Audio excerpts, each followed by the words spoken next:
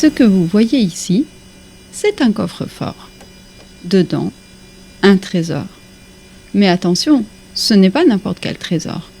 Peut-être le vôtre, peut-être pas. Ce coffre est quelque part, mais il reste souvent caché, oublié, à prendre la poussière. Aujourd'hui, on part à sa recherche. Une chasse au trésor un peu particulière où il s'agit de trouver la clé. Une clé peut être perdue dans une cave sombre ou abandonnée au dernier niveau d'un parking désert, perdue depuis des générations, ou simplement effacée de votre mémoire, si bien dissimulée que vous pourriez même avoir oublié qu'elle existait.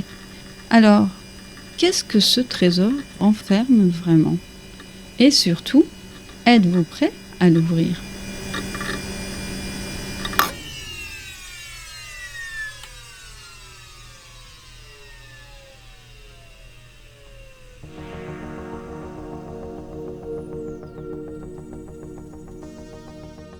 Comme vous le savez certainement tous, la Terre suit une trajectoire bien précise autour du Soleil, un voyage qu'elle effectue en environ 365,25 jours et qu'on appelle la révolution solaire. Mais ce qui est un peu moins évident, c'est que ce mouvement crée une illusion qui fait que depuis la Terre, on a l'impression que c'est le Soleil qui se déplace dans le ciel tout au long de l'année. Et ce phénomène qu'on appelle la trajectoire apparente du Soleil est en réalité le reflet de notre propre orbite autour de lui. En suivant cette trajectoire régulière, la Terre va ainsi tracer un plan invisible que l'on nomme le plan de l'écliptique. Alors, pour bien saisir ce qu'est le plan de l'écliptique et comprendre finalement son rôle, il va être essentiel de se familiariser avec deux concepts clés. L'équateur céleste et la manière dont l'axe terrestre influence cet angle. Je m'explique. L'équateur céleste, c'est tout simplement le prolongement imaginaire de l'équateur terrestre dans l'espace. En projetant cette ligne sur la sphère céleste, vous obtenez un repère fixe utilisé pour situer les objets célestes et un petit peu comprendre leur relation avec la rotation de la Terre. Quant au plan de l'écliptique, lui, il sert de référence pour calculer l'inclinaison de la Terre qui est de 23,5 degrés par rapport à l'équateur céleste. Alors vous me direz, pourquoi cette inclinaison ? Eh bien, elle s'explique par un détail essentiel, c'est que l'axe de rotation de la Terre n'est pas vertical par rapport à son orbite autour du Soleil, mais incliné précisément des 23,5 degrés que nous avons vus. Et cette inclinaison, loin d'être anodine, puisqu'elle est à l'origine de phénomènes clés comme les saisons, ainsi que les repères astronomiques majeurs comme les solstices et les équinoxes. Maintenant, on va rentrer dans le vif du sujet avec l'un des plus grands esprits de l'astronomie antique dont je vous parle assez souvent, c'est Hipparque.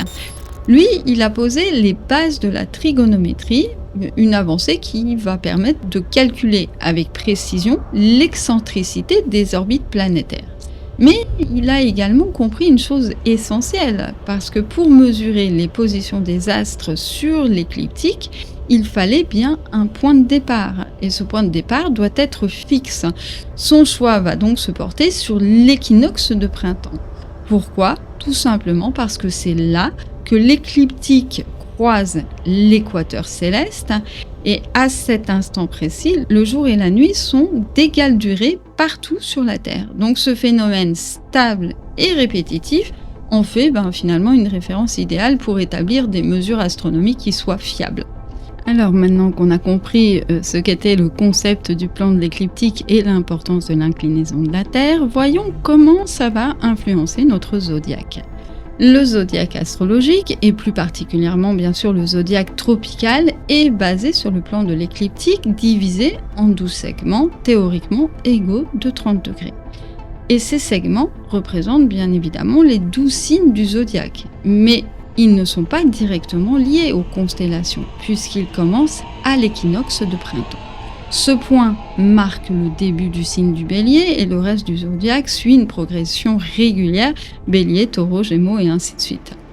Là, on se rend vraiment compte de l'importance de l'inclinaison de la Terre parce que c'est elle qui provoque les cycles saisonniers et donc les équinoxes et solstices qui sont eux-mêmes les repères du zodiaque tropical. Ils vont marquer le commencement de tous les signes cardinaux, c'est-à-dire que l'équinoxe de printemps correspond au début du Bélier, lorsque le jour et la nuit sont d'égale durée. Le solstice d'été, où le soleil atteint son point le plus haut dans l'hémisphère nord, marque le début du Cancer. L'équinoxe d'automne débute avec la Balance et le solstice d'hiver, lorsque le soleil est le plus bas, marque le début du Capricorne.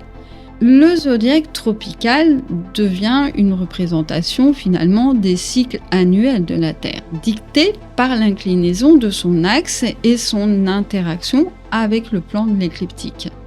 Mais pour affiner cette structure astrologique, il faut aussi tenir compte d'un autre élément clé, c'est la domification. C'est ici, dans le calcul des maisons, que l'inclinaison terrestre et la latitude du lieu de naissance prennent tout leur sens, puisque l'équateur céleste joue un rôle, on va dire, capital dans ce processus, puisqu'il sert à positionner le point de départ de l'écliptique et intervient directement dans le calcul de l'ascendant. Ce point d'ailleurs se trouve précisément à l'intersection entre l'écliptique et l'horizon local qui est déterminé par le lieu de naissance. Et c'est là que tout devient intéressant parce que plus un lieu est éloigné de l'équateur terrestre, plus la projection des maisons astrologiques s'élargit ou se comprime, notamment dans le système de Placidus. Alors pourquoi ? Parce que son système intègre le facteur temps en se basant sur les variations dans la durée du jour et de la nuit. Plus on se rapproche des pôles, plus certaines maisons s'étendent, tandis que d'autres vont se rétrécir. Et c'est pour cela que dans les zones nordiques ou tempérées, il n'est pas rare de rencontrer des signes totalement englobés dans la maison sans toucher aucune des cuspides. Et c'est ça qu'on appelle les signes interceptés. Et c'est là d'ailleurs tout le génie de la domification. Et ce qui enrichit considérablement le thème en intégrant cette interception, ça crée un véritable espace vibratoire parce que c'est la première fois qu'on prend en compte le facteur temporel qui va établir ce lien subtil avec le continuum du temps. Et bien, tout comme la relativité espace-temps nous montre que des points peuvent concentrer une énergie immense à un point précis, une interception, elle agit comme un espace isolé où le potentiel latent est intensifié, mais reste inaccessible sans une intervention consciente. Et ce phénomène cosmique, apparent dans les cartes natales, trouve une résonance dans la nature fractale et énergétique de l'univers.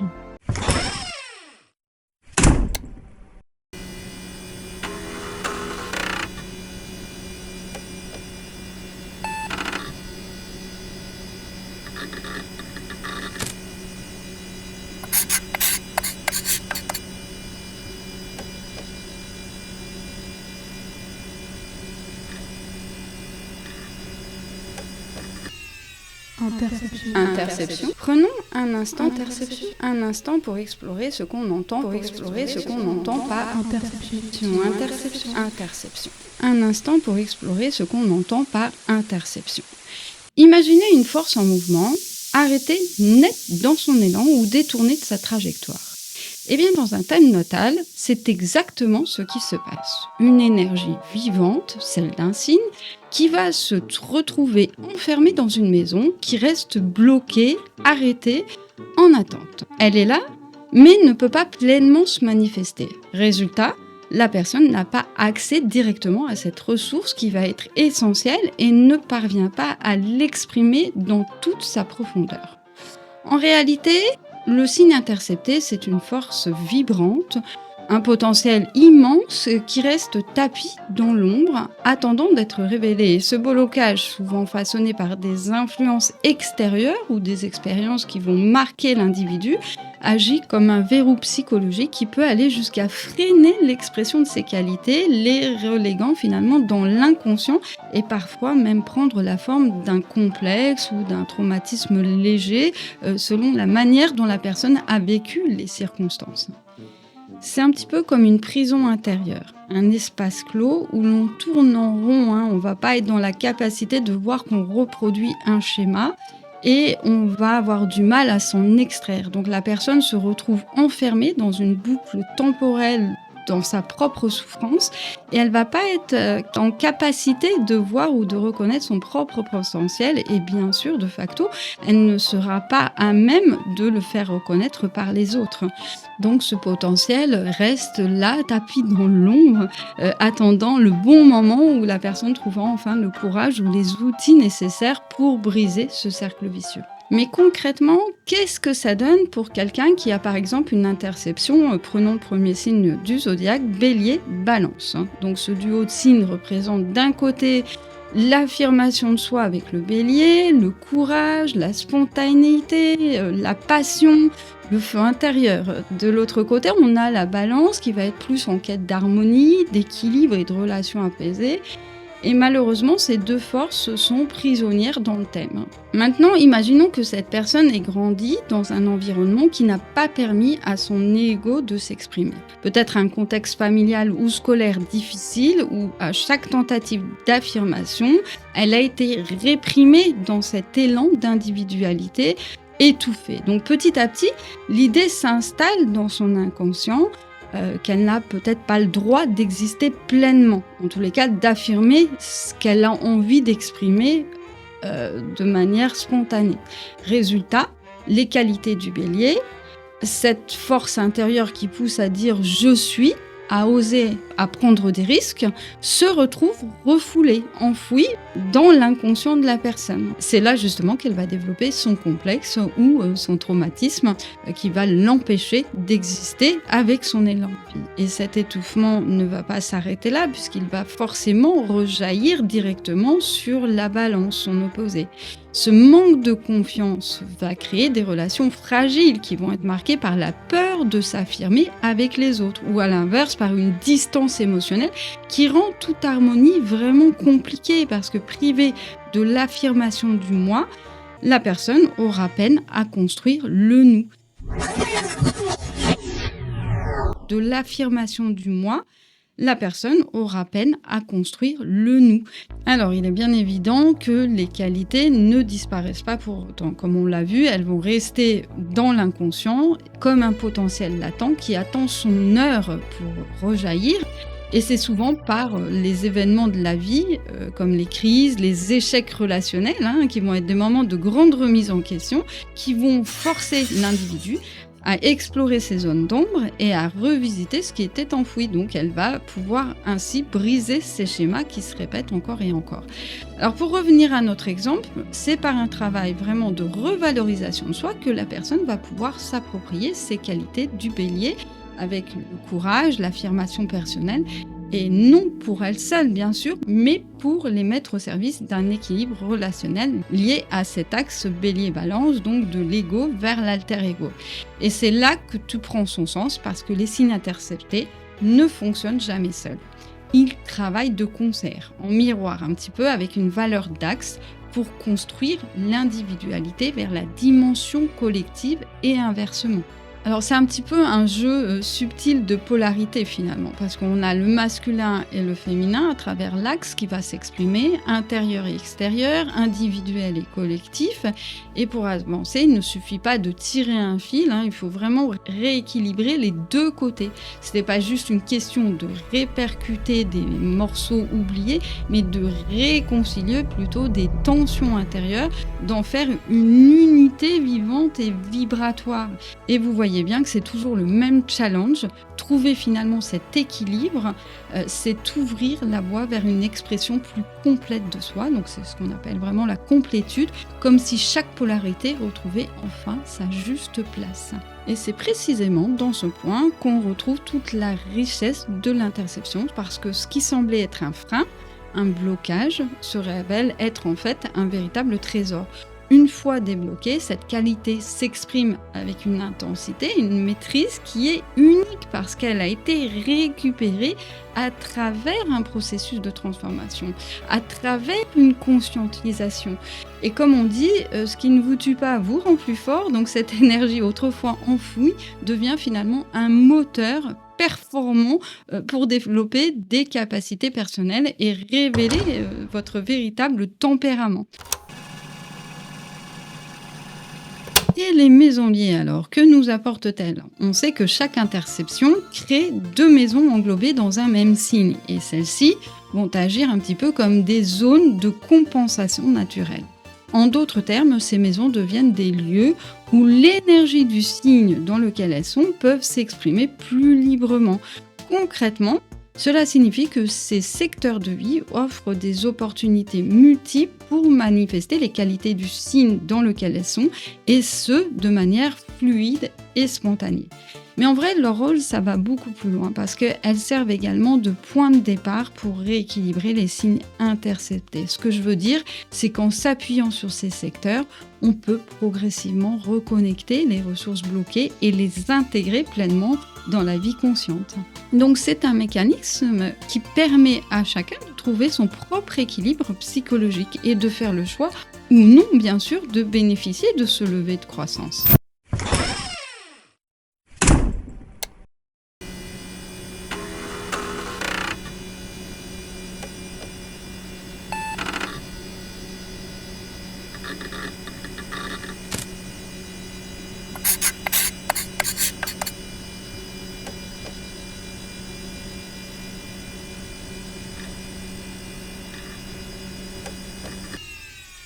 Un duo d'énergie à rééquilibrer. Les signes interceptés représentent un duo d'énergie à rééquilibrer. Alors merci d'être avec nous aujourd'hui. On va parler des signes interceptés en astrologie. Par quoi vous aimeriez commencer? Vous me disiez tout à l'heure qu'il s'agit d'un duo d'énergie à rééquilibrer, c'est bien ça?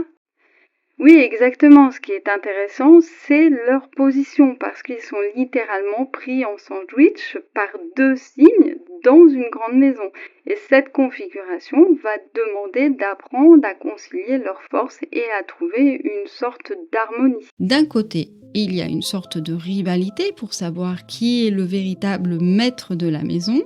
Donc je m'explique, étant donné que la cuspide se trouve dans le signe précédent, ce dernier se considère naturellement comme le propriétaire légitime.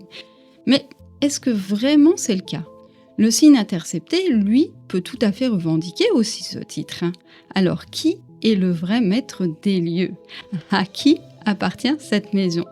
Eh bien aux 2, mais le challenge va être ici de lui laisser la place de l'entièreté de la maison et non pas juste le sous-sol. Donc il va falloir déverrouiller la porte pour qu'il puisse s'exprimer pleinement et apporter ses qualités à l'ensemble de la maison. C'est ce qu'on appelle une double maîtrise. La maison se trouve sous l'influence de 2 planètes maîtresses, celle du signe en cuspide et celle du signe intercepté. Alors évidemment, chacun souhaite diriger sa maison comme il l'entend, donc il va falloir trouver un compromis, une sorte de contrat de cohabitation pour que ces 2 énergies puissent trouver leur équilibre et fonctionner ensemble harmonieusement. Ce qui est sûr, c'est que vous pouvez vous appuyer sur les propriétaires des signes interceptés pour vous donner la clé de votre coffre-fort intérieur. Puis d'un autre côté, il y a la maison qui commence dans le signe suivant l'interception, un signe de même polarité que le propriétaire légitime de la maison précédente. Et là, notre zodiaque prend un petit peu l'apparence d'un jeu de marelle parce qu'on va sauter une case pour atteindre la suivante. Cela va créer un espace de latence, une sorte de tension entre les énergies qui doivent trouver leur équilibre dans la construction de la personnalité de l'individu. Ce que je veux dire par là, c'est que si vous avez suivi ma vidéo sur les maisons astrologiques, vous aurez saisi que le zodiaque forme un parcours de vie qui permet d'évoluer vers la conscience de soi et des autres. Et ce sont en quelque sorte des sphères d'expérience interconnectées dans une dimension spatio-temporelle. En visualisant le zodiaque de cette manière, vous comprenez immédiatement ce qu'implique ce saut de marelle. Ça crée une sorte de brisure, une déconnexion dans cette chaîne d'expérience, et cette brisure a des conséquences puisqu'elle va empêcher de capter pleinement l'entièreté de la dimension spatio-temporelle dans laquelle nous évoluons. Ça signifie quoi exactement? Eh bien que certains éléments de notre expérience de vie peuvent rester fragmentés ou en attente si on n'accède pas à l'énergie du signe intercepté. Alors notre parcours pourrait s'illustrer ainsi. entrer dans la maison par le signe de la cuspide, qui agit comme la porte d'entrée, la porte principale, puis il va s'agir de descendre au sous-sol pour rencontrer le second propriétaire, celui qui détient votre coffre-fort. Vous allez discuter avec lui et voir ce qu'il a à offrir et peut-être tenter de vous approprier les ressources. Et si tout se passe bien, il va vous remettre la clé et vous laisser les libérer dans toute la maison afin que vous puissiez sortir enrichi sur le signe de la maison suivante, transformé et prête à exploiter tout ce nouveau potentiel. Ce processus reflète finalement une dynamique d'accès aux énergies enfouies. Il y a une phase de confrontation entre ce que l'on montre et ce qui reste caché, suivie d'une intégration pour aboutir à cette transformation qui va marquer finalement le début de nouvelles expériences. Mais on va revenir à notre axe, puisque toute la richesse de l'interception, tant sur le plan psychologique qu'astrologique, repose sur une dynamique d'équilibrage. Il est donc essentiel d'analyser le mode de cet axe, qu'il soit cardinal, fixe ou mutable. De manière générale, l'axe de signe cardinal va refléter un besoin d'initier une création identitaire qui tend ensuite vers une élévation collective. Pour la croix fixe, il s'agit davantage d'apprendre à s'ouvrir et à dépasser la fixité de ses valeurs personnelles afin de développer une véritable capacité de transformation. Et enfin, l'axe mutable invite davantage à cultiver une flexibilité mentale propice à un lâcher-prise et à une adaptation fluide aux circonstances. De même que l'axe va nous interroger sur le principe de dualité, car il va créer une tension interne, bien sûr c'est inconscient, qu'on n'arrive pas toujours à expliquer et qui peut mener à surjouer un aspect du signe et à minimiser l'autre. Il peut représenter aussi un mécanisme de défense tout à fait naturel qui consiste à créer une zone de repli qui va permettre à la personne de gagner du temps pour s'ajuster à des énergies qu'il ne peut pas toujours intégrer si la période n'est pas propice. C'est ce qu'on a vu tout à l'heure, quand on est passé par le sous-sol et qu'on rencontre le deuxième maître, il peut ne pas donner la clé tout de suite parce qu'il y a une adaptation, un ajustement à faire par rapport aux nouvelles énergies qu'il nous propose. Après avoir identifié la double maîtrise, on va évaluer les planètes résidentes dans le signe intercepté parce que ces planètes jouent finalement un rôle clé. Elles agissent un petit peu comme des déclencheurs de la prise de conscience en mettant en lumière les enjeux spécifiques liés à cette interception. Ce que je veux dire, c'est que lors des transits, leur influence devient encore plus marquée parce que les événements qui y sont liés permettent souvent une réévaluation de soi et une prise de conscience. En revanche, lorsqu'un axe intercepté est vide, c'est la planète maîtresse du signe intercepté qui devient l'élément déclencheur lors de ces transits. Ici, le processus n'est pas tout à fait pareil, il est beaucoup plus subtil parce qu'il va être davantage vers une démarche introspective, un travail de prise de conscience qui émerge de manière plus personnelle et moins lié à des événements extérieurs. Donc ça, c'est un peu différent, il faut faire vraiment la démarche. Mais c'est toujours lié au processus d'intégration dont je vous ai parlé plus haut pour arriver à cet équilibrage. Un petit mot sur les maisons liées, du point de vue astrologique, elles vont nous aider dans la compréhension du mécanisme de l'interception.